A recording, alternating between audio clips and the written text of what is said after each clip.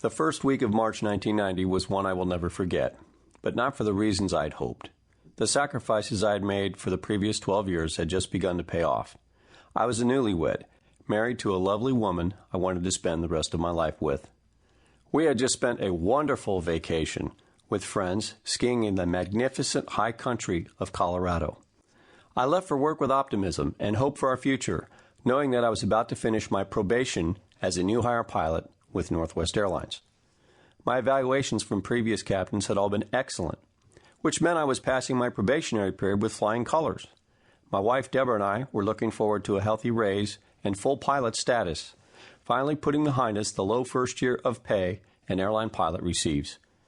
We were so close to buying our dream house on a lake in Nashville, Tennessee, that we were giddy with excitement. Everything was going our way. We had nothing to fear, or at least that's what we thought. And then my world crashed down around me on the morning of March 8th, 1990. It was a cold and wet morning in Fargo, North Dakota, but not as cold as the working relationship between the captain and the other two pilots of a jet entering the dark runway for takeoff. I was a flight engineer that morning on a Northwest Airlines Boeing 727.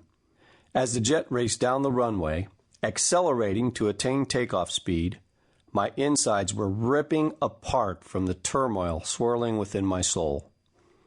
I watched as the first officer applied forward pressure on the 3 engine throttles. The air inside the engines was being compressed under tremendous pressure, as were the thoughts overwhelming my brain. Fear bounced between my ears.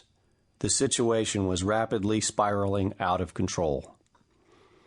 With the engines developing thousands of pounds of thrust, the aircraft was rapidly approaching the speed necessary to develop lift on the wings, so we would become airborne.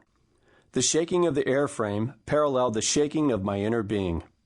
The situation was utterly foreign to me. I was aching to scream, "Stop!"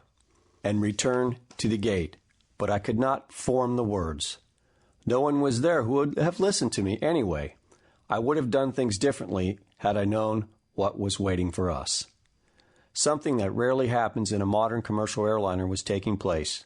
The crew coordination and communication, which is so important for the safe outcome of a flight, had been completely compromised days earlier by the poor leadership of an overbearing captain. The officer, rude and simply downright mean, had nothing but criticism to offer anyone. The icy air hanging between all of us comprised a dangerous element in a cockpit where teamwork is critical to a safe outcome. The gear handle was raised and the landing gear rumbled into the wheel wells. The airspeed increased dramatically as the drag from the main gear was eliminated from the slipstream.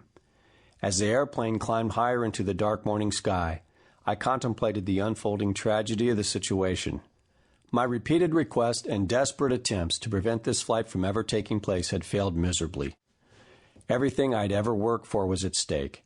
This might be the last flight of my short airline career, a career that I had made so many personal sacrifices to attain. And yet, here I was sitting in the cockpit of a commercial jet, unsure whether there was alcohol running through my veins. I had done everything I could do to get this airplane properly pre-flighted and ready for takeoff, but I had failed to pre-flight myself.